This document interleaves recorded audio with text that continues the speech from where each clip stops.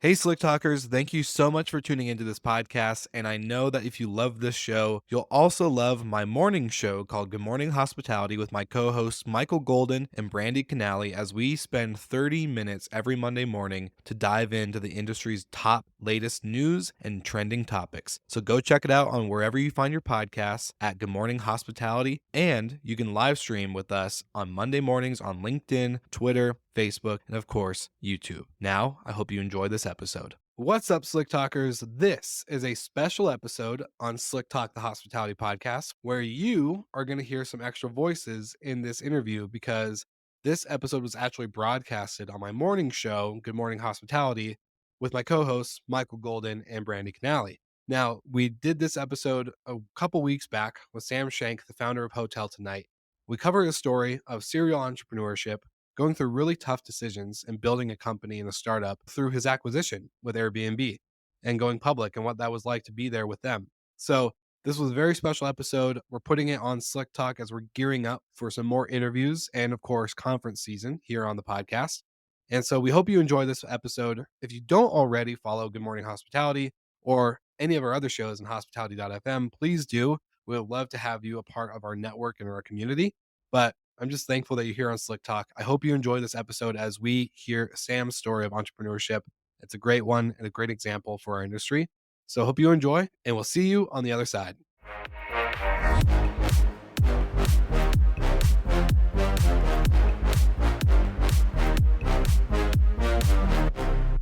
What's up, Slick Talkers? I want to do dynamic duo sponsorship placements for our partners, and the best dynamic duos I could put together for you are our first one of Hostfully and Minute.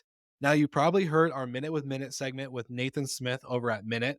If I could say Minute 1,000 times, then I will. But basically, if you are using Hostfully's property management platform, then you can go to their integration marketplace and turn on your integration with Minute. So that way, everything is operating seamlessly in your hub to run your business without any issues and headaches. It just is so nice to have proper integration partners together.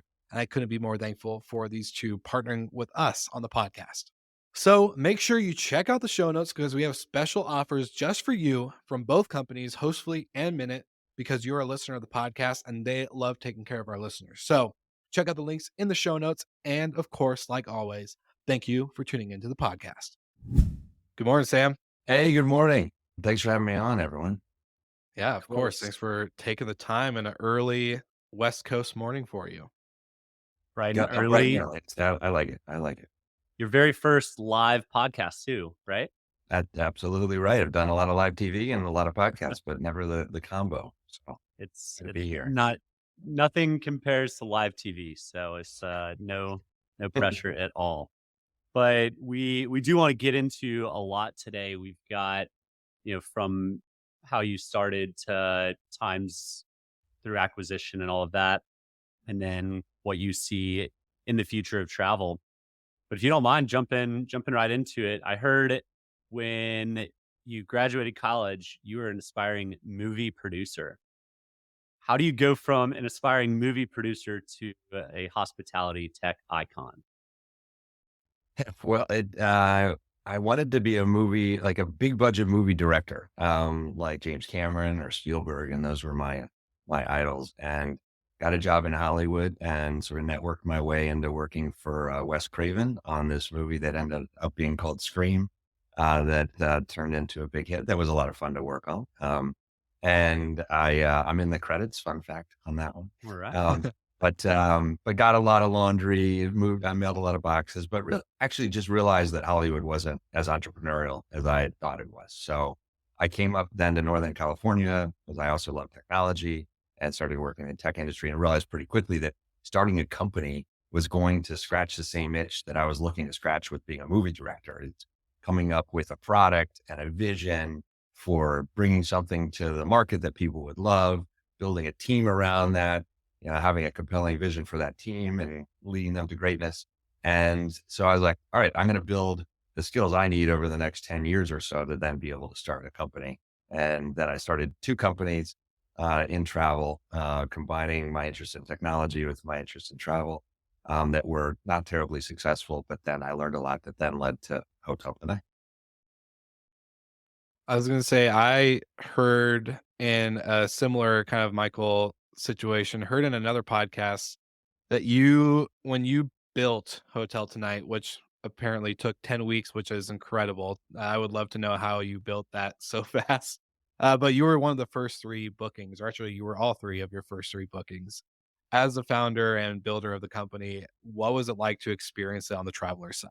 I'm very curious to know how many tweaks and notes did you take that you wanted to fix or change, or all the iterations of the app that you built? Yeah, I mean, it was a very intense 10 weeks. It was kind of a necessity that we had to do that because we only had about 150 grand. That would lead to just a handful of months of runway to be able to prove this, to then be able to then go and raise some more money to keep going. And we had done a lot of prepping, but by the time wrote the first line of code to when it was in the app store was 10 weeks. And it was, of course, very intense. Um, to say the least. But also, I look back on that as one of the greatest and happiest times of my life because we were building something and it was so fun and there was massive iteration. So yes, the first official 3 bookings were done by myself, and that was done on a video that we did with TechCrunch with Sarah Lacey and Paul Carr, where we walked around and booked a bunch of hotel rooms and 3 hotel rooms, I guess. And but before that, I had done probably 500 bookings. To test the software and iterate and continue to make it better and improve it. But it was like pretty amazing to book the hotel room and then walk in and the reservation was there. That was I was like, wow, this actually works after all that hard work. At Yeah. the time, was it a lot of the integration work, or what was the biggest lift or challenge for you guys to start scaling it? Yeah, and what attracted me to Hotel Tonight was, well, the hotel industry for sure was interesting, and boutique hotels. And what was really trailblazing, though, for and interesting thus for me was mobile commerce, and trying to figure out mobile commerce. So the hardest pieces were the app and making that transactional. We were one of the first customers of Braintree, so using card on file and safe payment credentials. Getting the agreement set up with the credit card processor was really hard. Then getting the user interface right so that it was magical, that it was 3 taps, it was under 10 seconds to do the transaction, to do the processing. We actually didn't do any integrations at all. And that's one of the shortcuts and why we were able to launch in 10 weeks. So we launched on the hotel side without an extranet. So we would call the hotels every day and say, hey, it's us again. Do you have any hotel rooms that you want to sell? And what do you Wow. want to price them for? And then when we get a reservation, we had a fax system, electronic fax setup. So we tapped into that. That was actually the state of the art, and sometimes still is the state of the art for delivering a reservation to an independent hotel. You'd also call the hotel and say, "Hey, it's us. We have a reservation." They're like, "Who are you? Is this a prank call?" But if you watch that TechCrunch video, I don't know if it's still online or not, but if it is, then you'll see in one of the scenes. I walk into the hotel and the front desk is actually on the phone with my co-founder receiving the reservation. So I had to sort of explain how we're just validating that the reservation went through. But, it all Quick on worked. your feet. Yeah, Yeah. you're talking about a couple industries there that are notoriously kind of like against change. Payment processing, certainly for one, but hotels, kind of, especially compared to short-term rentals, aren't usually as open. Did you find it difficult to convince them to work with you in the beginning? Yeah, of course. Yeah. It's always hard selling. Selling into an industry that, isn't sort of known for not, embracing new things. Um, we though, crafted everything to make it hard for them to say no. So it was really incremental revenue for them. That was one. And then 2 is that, we made it super simple. So again, we only asked for 2 pieces of information. The extranet, when we launched it, was, 2 integers that we needed, 2 numbers that we needed every day.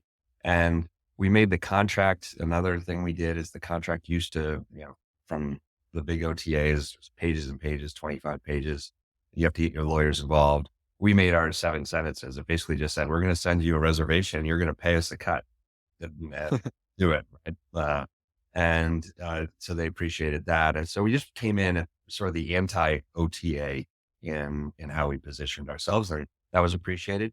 And then we pitched. This was back in the day when apps were really novel and extra cool, and there were all the commercials for there's an app for that. And so we really pitched the exclusivity of that and said, we're only going to bring in a handful of hotels.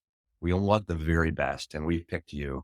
And that resonated as well. And we were able to get just incredible hotel partners, and very, very grateful for them taking a chance with us.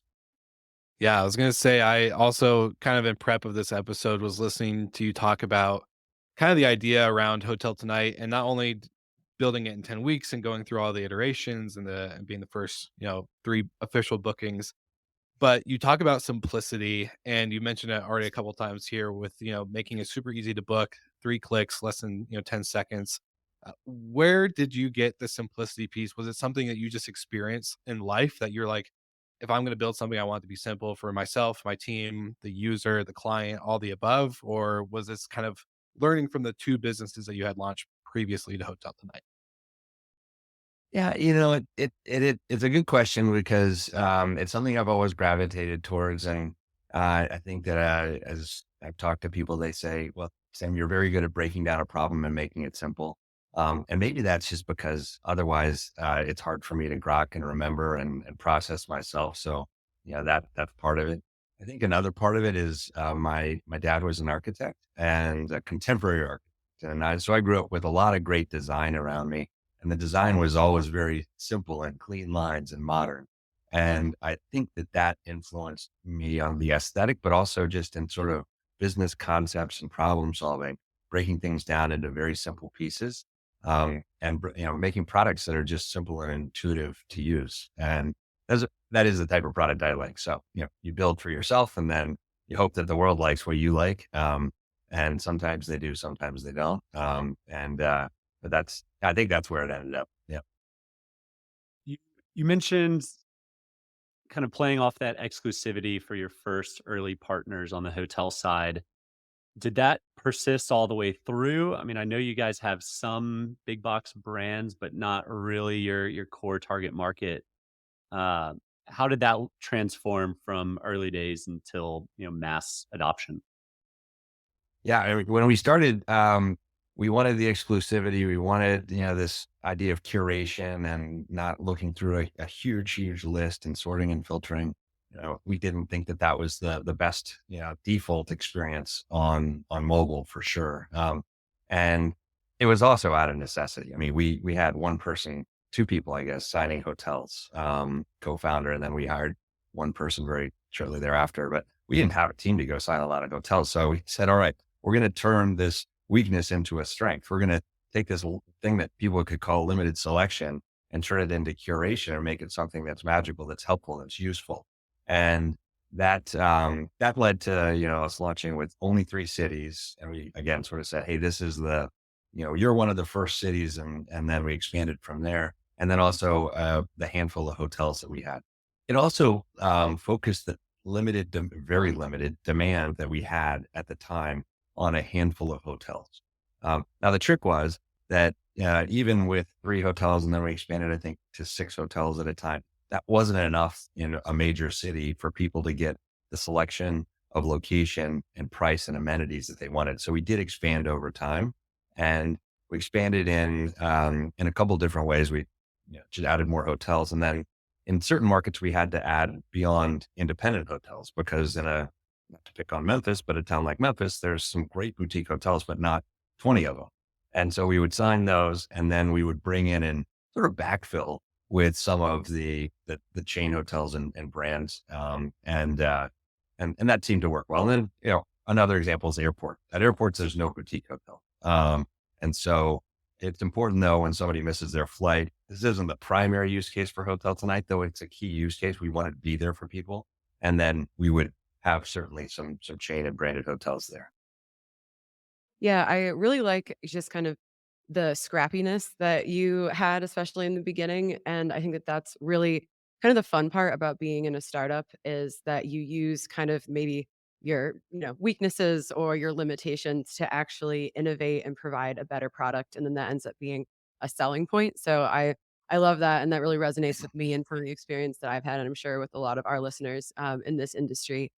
And so, my question kind of revolves around, you at one point changed the booking window from 7 days to 100, and that is kind of a shift in the identity or like the core focus in the company. So, what was behind that, change, and what was the attitude in the company like? Were people receptive to that kind of change?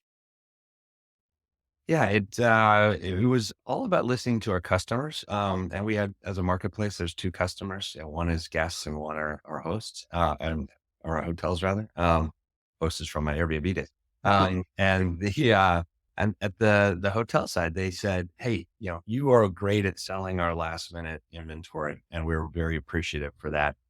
We also would like to sell more of our advanced inventory, especially on certain softer days, through you and build a book of business there, and also sell more through you than we're selling through what turned into a duopoly during the time from when we started Hotel Tonight to that point." And so he said, "Okay, how can we do this? And then how can we do this for our customers? Are they looking for this?" And they were looking for this. There's times when last minute is the best way to go, or the necessity. There's other times when you want a little bit more space between the booking and the check-in. And it could be when there's more intense logistics. It could be when you need to send a package early on. It could be when you're with your family. It could be all these other reasons why you'd want to book in advance, a particular hotel that you absolutely need. And so we built the plan around that. And it was I'd say a challenge internally to give people comfort that, hey, well, our identity that we used to have, which was really constraining what we did, now is going to be, expanded on the Tonight side. But what we do differently, the value, the speed, the convenience, the great support, the way that we treat our hotel partners with the utmost respect, all of those are going to be the same. And this is going to give us a chance to reach more people and be more useful to our hotels and to our guests. And so that messaging was something that we reiterated pretty, significantly internally, and regularly internally. And then once we saw it starting to work, then the team felt very, very comfortable about it. Yeah.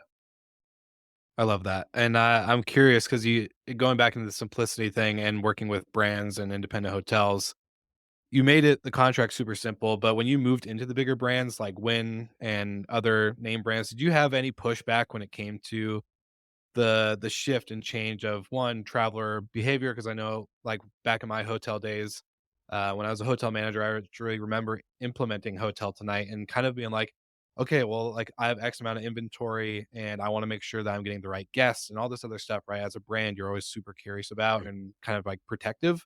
Did you guys have a lot of pushback on that when it came to guest, you know, traveler avatar or anything like that in regards to the bigger brands as you guys kind of move forward from independence? Uh, in terms of the bigger hotels, yeah, I think we worked a lot with the individual franchisees, and worked directly with them. And they operated very much like an independent hotel. Their flag was, the brand was different, but that wasn't an issue. I think that, and then we worked with the head offices. That just took a really long time to get through and to get through their process.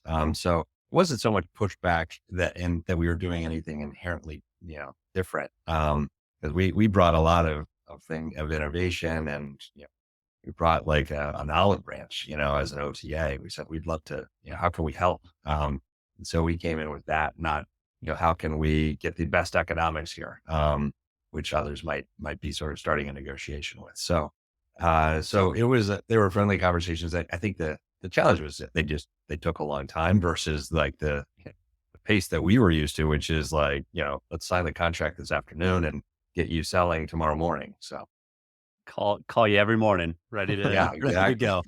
I love that. The old startup adage of do things that don't scale. That you guys took that to heart. And I'm s- did you continue that on, or did you end up having Oh, no, no, technical? no. It Okay. it was just a roadmap thing. So, I mean, we had one developer. And so Yeah. once we launched, then he started working on, the extranet. Yeah.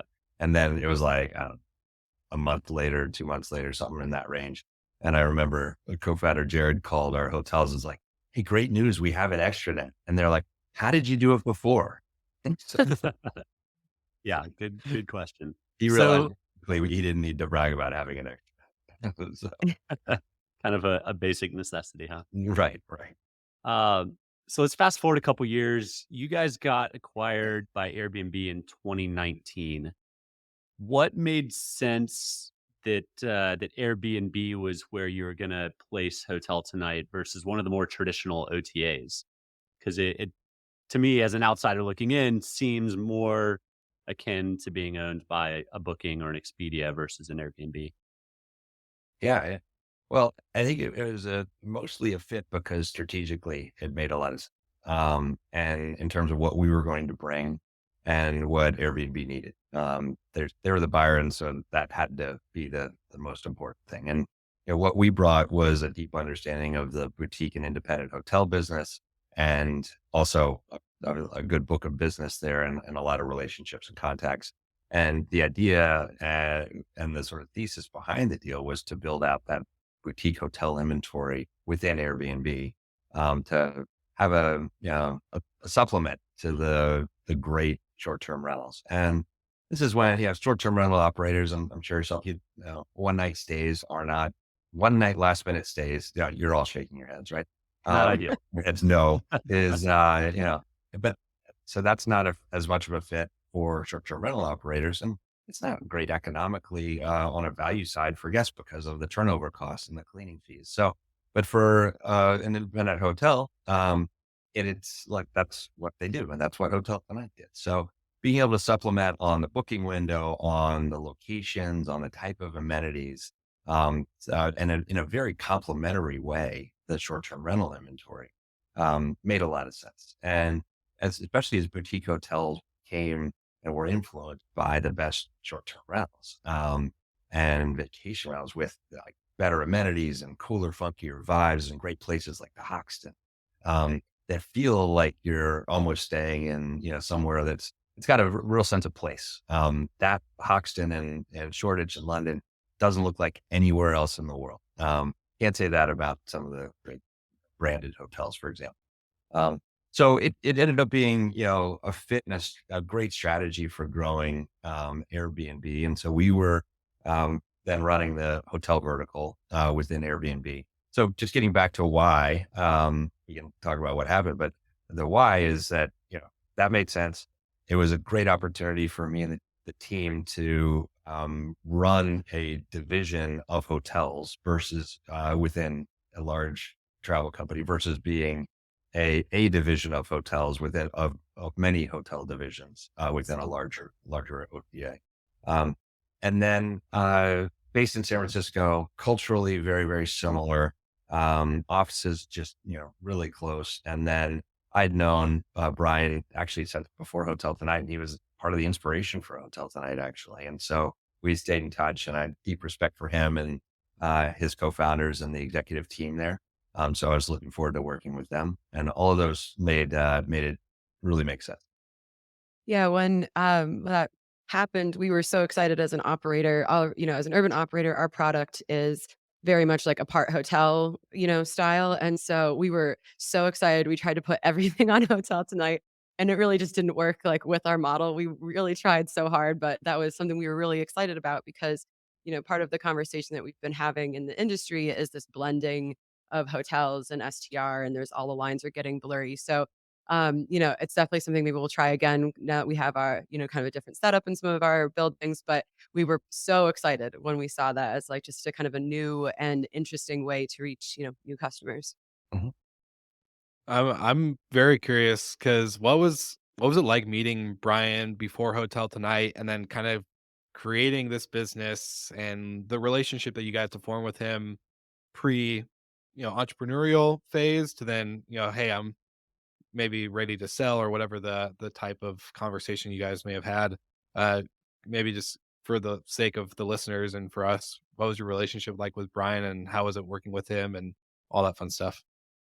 Yeah, and just we met. I reached out to him when it was just getting started. It was, just a couple hundred listings, probably maybe 1,000 listings. And we got coffee, and he shared his vision. I was running this other company and was talking called Dealbase, which was less successful than Airbnb ended up being, or Hotel Tonight.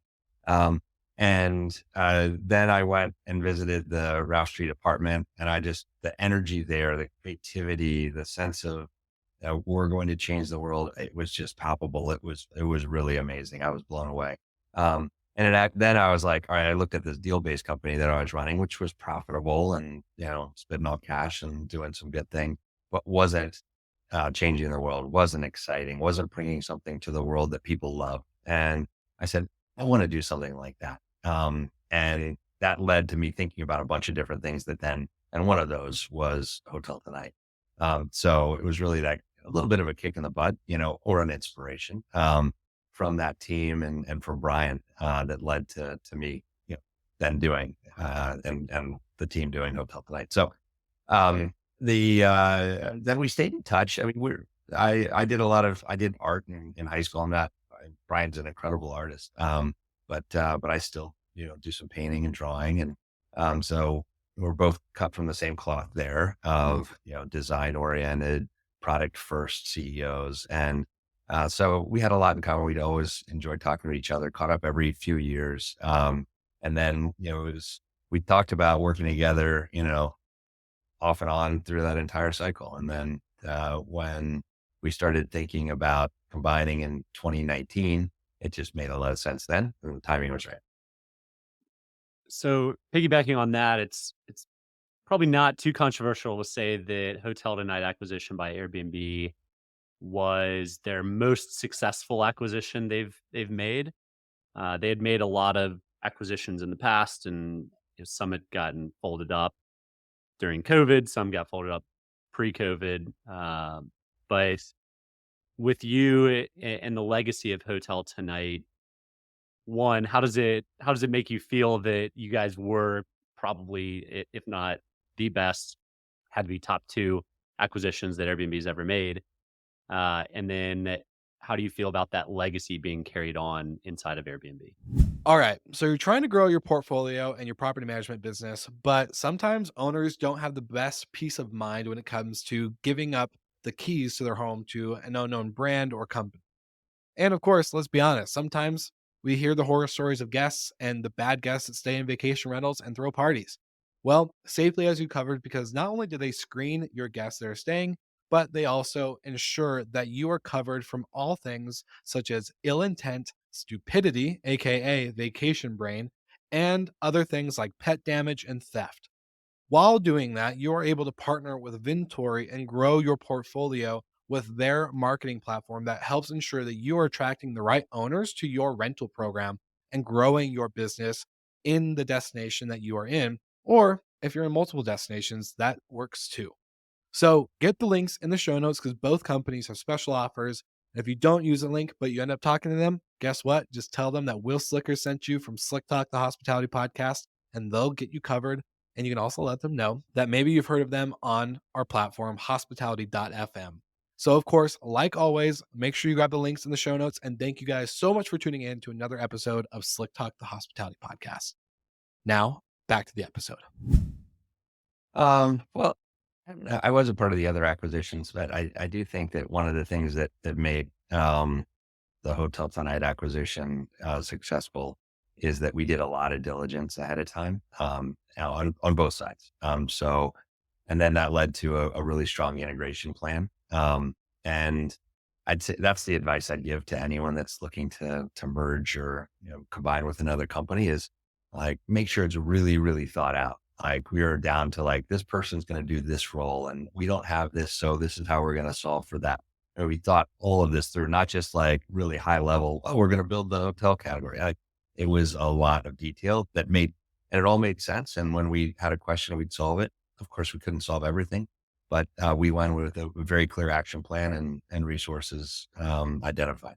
And that's hard to do because you're also trying to close the deal and you're trying to keep everything pointed in the right direction. So that said, I think that was one of the things that made the deal successful. I think that then, we were executing very well and the team was really just jamming. And then COVID hit 9 months in and we had to pause that initiative. And then the team, you know, a lot of kudos to the Hotel Tonight team. They said, "Hey, what do you need? What do we need? How can we help? What does Airbnb need?" And so we all started focusing on the other parts of Airbnb that where we could be helpful. So that could have been revenue management or, account operations for enterprise accounts is where a lot of the team ended up lending a hand. Um, and meanwhile, we kept Hotel Tonight running. It still is running. And I'm using it next week. And it's, I don't know, I used it maybe six months ago. I've used it between them, but I hadn't used it for a while. And then I used it 6 months ago and I was like, wow, that was really easy. This is still really good. So, kudos to the engineering team that for what they built, and the resilience of that, the product and the engineering behind it to continue to deliver a great experience. And then the team that's continuing to run it and, add more integrations and add more hotels.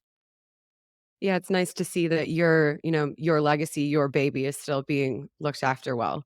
And Hotel Tonight and this merger has been, obviously a great success story. But looking back at your career, I think some of the most interesting things happen with failures or mistakes. Is there anything that comes to mind with like big lessons that you learned that kind of changed the course of either the company or your career?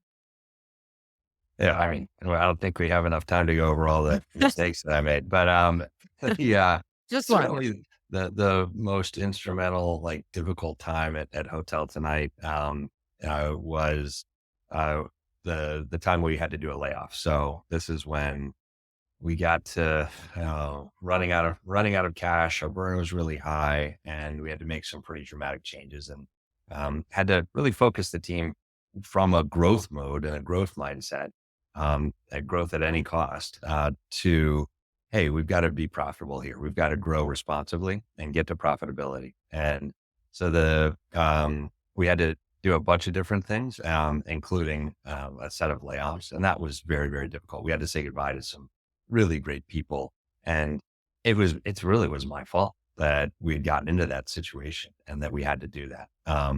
And there's no other way to look at it. But I took responsibility, and I continued to, and we had to do what was right for the company and our customers and the rest of the employees.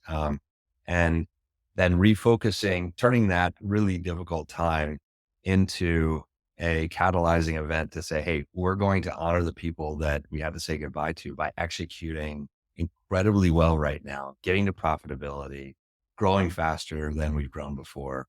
And the team just, showed up and really rose to the occasion. And, that the execution that then happened over the next 6 months where we got to profitability was the most amazing thing I've ever seen. It's almost as good as that first 10 weeks. But there was a ton of creativity. There was a ton of focus. It was very clarifying to say, we're going to focus on profitability now. He would have a good idea. I was like, well, what's the EBITDA? What's the profitability characteristic of that?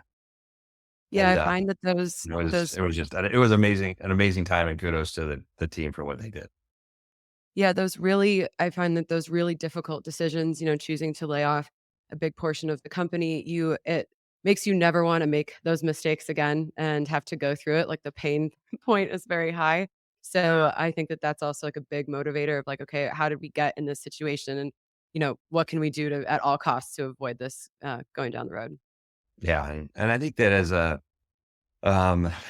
leader, you can do one layoff, and explain that. And then, what are we going to do to get to a place where we're going to be ongoing successful? Then, if you do another layoff though, then people start looking for other jobs and the Yeah. trust is really lost. So we worked very hard to make sure that that was a one-time event. And we had what we needed to get to profitability. Yeah, that's incredibly challenging, especially profitability when raising capital or taking capital from investors. And you've seen this industry is very entrepreneurial, and a lot of people, maybe not even in this industry, but anyone that hears that you're an entrepreneur, that you built a business, thinks it's very linear, right? Like, okay, we started this company 2 to 3, however many years later, right? There's either very profitable and cash flowing, or they get acquired for a big chunk of change. Can you maybe for just a lot again, I know a lot of our listeners who are tuning in now and listening to the episode are entrepreneurs or CEOs and have to make the hard decisions. If you could describe entrepreneurship in your own definition and term, how would you describe that? Oh, I mean, it's a ton of ups and downs, and it's like it's not just month to month; it's day to day, it's hour to hour. That you're getting good news, then bad news, then yeah, something changes in as a positive direction, but then you learn that it wasn't as positive as you thought. I mean, it is a roller coaster ride. You all know all of this, and that that said, it's what I loved about running the company was the change in elevation and the change that excitement as well. So sometimes I would be doing big press things or be recruiting somebody for the executive team, and other times I'd be dealing with HR crisis or dealing with facility issue, and or just helping out on copy for a press release. So I love that change in elevation all the time, going from strategy to detailed execution and back and forth, and that's throughout the day. Um, and so that's another part of entrepreneurship that I think is, for me, was fulfilling, and others are going to find that that's the case. And I think when you see some of the iconic entrepreneurs, you think, oh well, they are just doing really high level thinking and pointing fingers and like somebody comes in and they say, yes, ship it. And it is a lot more grinding details out. It is long meetings. It is suffering the details. And that also is what makes it fun, is to have that chance, and have that privilege to bring something great to customers. And why I like online travel and the travel industry is that you're helping people have the best week of their year, maybe the week of their life. And it's a privilege to be able to do that. It's also a lot of hard work and commitment that you need to make, that I need to make as an entrepreneur to make sure that that is as good as it possibly can be. So I loved that. I mean, the roller coaster ride as a startup founder is very, very real, and it moves so fast too. But in terms of the pinnacle heights, can you describe what the IPO day at Airbnb was like? I've heard some fantastic stories of Airbnb employees, whether they were still currently there or had left previously. But can you share what the buzz was like inside the building? Yeah, well, it was empty at the time, because of COVID. But I mean, talk about a roller coaster year, and I mean, this is all kudos to Brian and the executive team. But we were, it's pretty well known that the business was bleeding a lot of cash during COVID, and had to raise emergency financing. It wasn't clear what was going to happen. Um, and then to turn the business around and IPO by the end of the year and have the biggest tech IPO of the year, like that's an incredible rebound. Talk about a roller coaster ride. I mean, that's like, going to the moon and back. So, what Brian went through and what the executive team went through, it is really impressive what they were able to do. I think the mood on Slack was, of course, fantastic and exciting. And, I felt just, I was very happy for the team and for our investors, who had trusted in me and trusted, in, our decision to sell to Airbnb, and, knowing that it was part for stock.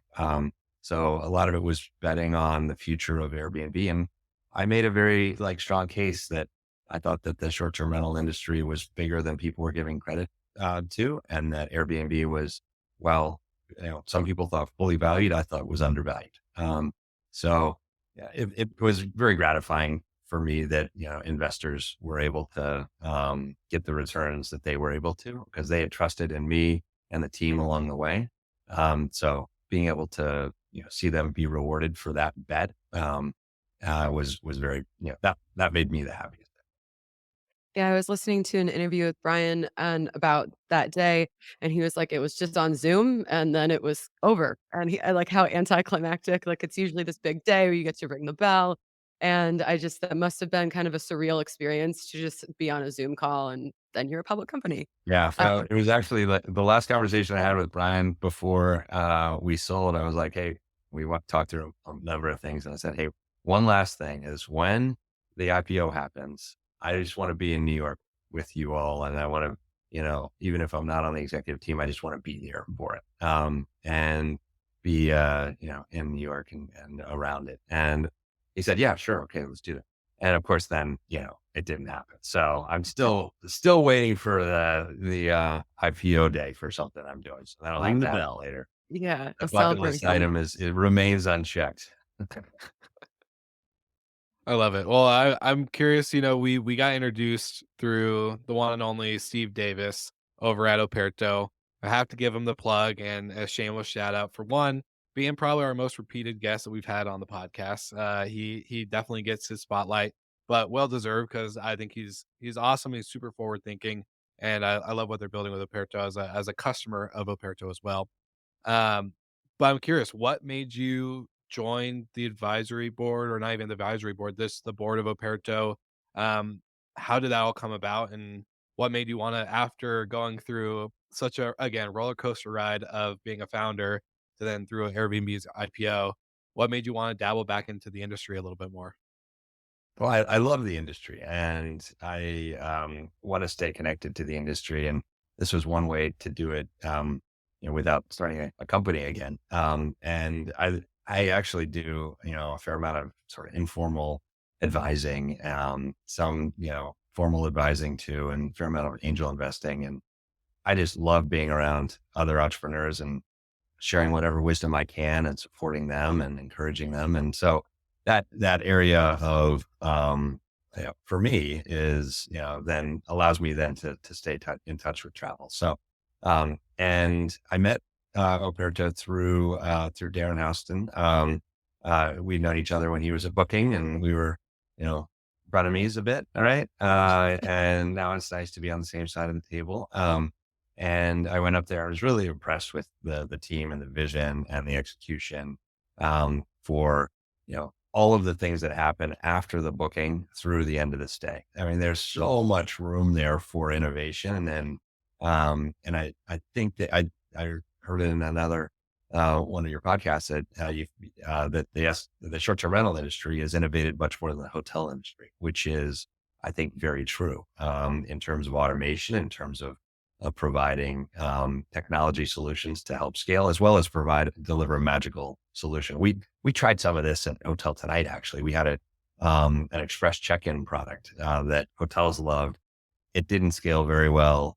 When we did the layoffs, we had to stop that and that whole area of innovation within HotelTonight. But I've thought about it for a long time, and I've continued to wonder why some of the things that are now pretty standard within short-term rentals are not available within hotels. But also then just within short-term rentals, there's so much more that can be done. And Operto is a company that's really like leading the way there, and it's just been a blast to work with them. Yeah, you actually in a 2016 interview, I think it was with the Recode Decode, you actually described the Operto business as some avenue of shakeup that needed to happen in the space. So it's cool to see how that came full circle and got you over with our dear friends with Steve and team over at Operto. Yeah, last time I was in Vancouver, I used their product at the hotel I was staying at for the keyless entry, for just using the phone to open the door and access the elevators. It was magical, and like to not have to worry about carrying a key around. It sounds like a minor thing, but once you start doing it, it's like, why do I? It's like car keys. It's like it'd be much better not to have to carry around car keys. It's one less thing to think of, and it's not too far away that nobody's going to have wallets anymore, and it's all going to be on the phone. So this is one more thing that gets replaced, and it's that's one of the many things that Operto does. But and that one really resonated with me as a coach. Well, I was gonna say, from the hotel world, again, probably not the most tech forward until companies like Operto and kind of the whole ecosystem, I think, has kind of built around what Airbnb has done in short-term rentals and all this other stuff. But, we've mentioned a couple times on this podcast, we've listened to other shows that you've been on. We've been doing our research to make sure like we knew how to frame a lot of these questions and kind of come in well educated. And you get to be on stage a lot more than probably what most people would do in their entrepreneurial career and journey and all the above. So I'm curious, what's one thing that you're really excited about in the sense of what's next in hospitality, and then kind of maybe a topic that you don't get to talk about enough, or that you're really passionate and excited about within the industry that you would love to maybe share the last few minutes of on this episode? Well, I don't get to talk about much anymore. So I'm just happy to be on here and talking with you all. And the but something that I've been thinking about for a long time, and that I'm thinking about, how to, what are the entrepreneurial avenues around it, is the coming change that is going, the second order changes that are going to be brought on by autonomous vehicle fleets, self-driving cars, and then also even autonomous drones for taking people around. And it sounds very far fetched. There's a lot of like people that are saying it's not going to happen that soon. The self driving within Tesla and the beta, I mess around with it and in my car, and it is getting better and better, and remarkably better over like the past few months and years. And I'm also involved with this company called Lift Aircraft, which is in Austin, Texas, and they have flying drones that carry people around. And it's happening now. So, all right, play that out a few years, it's going to be, less than 20, maybe more than 3, more than 5. I don't know. But what are the implications of that for how cities are designed, how real estate is organized, and how people access their homes, and, entertainment. And then also, what are the implications for the travel industry? So you have a situation, for example, where you could have a city center and then a great vacation destination that, because of a mountain pass, it takes 6 hours to drive to. But with a drone, with line of sight, it might take 15 minutes. So does that all of a sudden change, the way people vacation? Does that change the way people are entertained? Do they, go there every night? Do they go there on weekends? Do they go there for weekend getaways? And it opens up the opportunity for, you know, um, more remote type of places to suddenly become mainstream. So I think real estate values could change pretty remarkably. And the types of trips we do could be way more frequent and way more exotic because of the lowered cost of transportation, lowered cost in terms of dollars, and also in terms of time.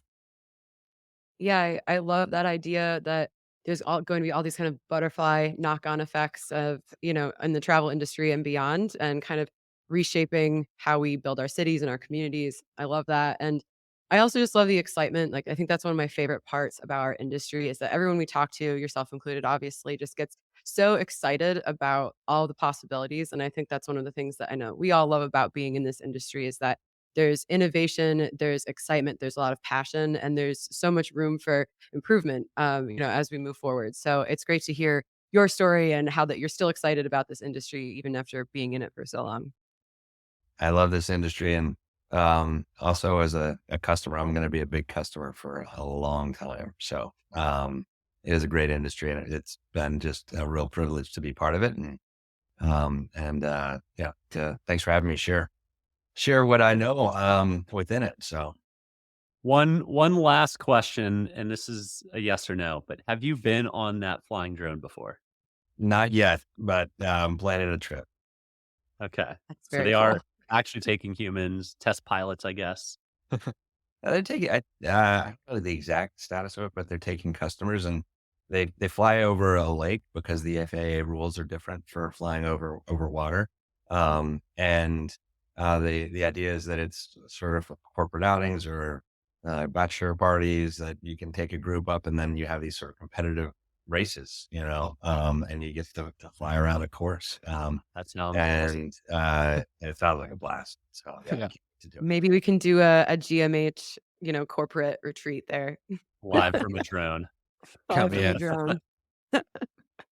Wonderful. That's Well, awesome. Sam, really appreciate you taking the time today. Lot covered a lot, and I know the 10-year overnight success. It's funny how people think it all happens so fast, but there's the roller coaster ride, like you mentioned, we're all on it. We all see it day to day. Um, there's light at the end of the tunnel with folks like you who've had fantastic paths and journeys that we can all kind of mirror and mimic. So thanks again for joining us and sharing some knowledge. Yeah, it's Great been to be here. great. Thanks for having me. Awesome. Well, for all of our listeners, sorry we didn't get to any questions, but again, a good excuse to reach out to Sam to have him on in the future. Sam, again, thank you so much. And for everyone tuning in, we'll see you guys again next week.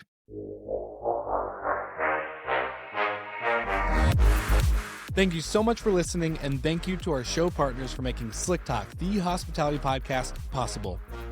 We hope you enjoyed the show, and we would love to connect with you outside of the podcast. So you can follow us on all of our social media channels for daily hospitality content, or find us on slicktalkthepodcast.com. And don't forget to rate, review, and subscribe so you never miss an episode. I'm your host, Will Slickers, and we will see you guys all again next week.